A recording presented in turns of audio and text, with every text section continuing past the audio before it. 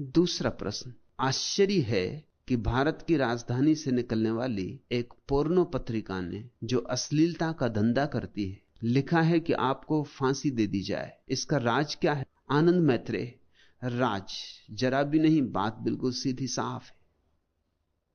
अश्लील पत्रिकाएं बिकती हैं तुम्हारे साधु सन्यासियों के कारण। अगर मेरी चले तो अश्लील पत्रिकाएं दुनिया में बिक ही ना सकेंगी। अगर मेरी चले तो अश्लील पत्रिका कौन खरीदेगा? किस लिए खरीदेगा? अश्लील पत्रिका खरीदते कौन लोग हैं? वे वही लोग हैं जिन्होंने काम वासना का दमन किया है। वे वही लोग हैं जिन्होंने अपनी काम वासना का सत्कार नहीं किया, स्वागत नहीं किया।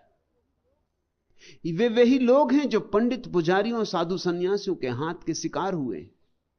वही लोग अश्लील पत्रिकाएं पढ़ते, यद्यपि गीता में छिपा के पढ़ते हैं, कोई कुरान में छिपा के पढ़ते हैं, कोई बाइबल की जिल्द में छिपा के पढ़ते, मगर ये वही लोग हैं।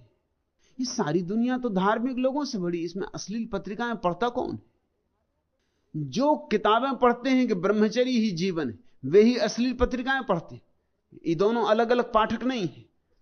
एक तरफ पढ़ते हैं कि ब्रह्मचर्य ही जीवन है और फिर अपने पर जबरदस्ती ब्रह्मचर्य थोपने की कोशिश करते, नहीं थोप पाते और भीतर चित्त उद्विग्न होने लगता है, और जो रोक लिया है वो नए नए रास्ते खोज के निकलने लगता है। वे ही अश्लील पत्रिकाएं पढ़ते हैं, अश्लील फिल्में देखते हैं। उनके लिए अश्लील फिल्में लिखी जाती हैं, बनाई जाती हैं, अश्लील कहानियां लिखी जाती हैं, गीत रचे जाते हैं, भद्दी तस्वीरें, बेहूदी तस्वीरें उन्हीं के लिए तैयार की जाती। तुम जान के चकित होगे कि राज इसमें बिल्कुल नहीं, गणित बहुत सीधा साफ है। तुम्हारे साधु, तुम्हारे मुनि, तुम्हारे सन्यासी ना हो, वैश्या समाप्त हो जाएगी। वैश्या तुम्हारे मुनि महाराजों का दूसरा अंग है। ये दोनों एक ही दुकान में साझीदार हैं।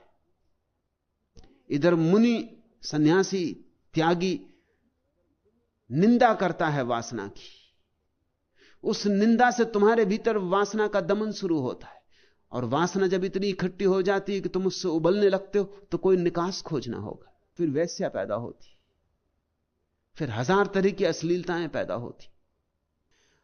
मैं जो कुछ भी कह रहा हूं खतरनाक है। खतरनाक इसलिए है कि अगर मेरी बात चले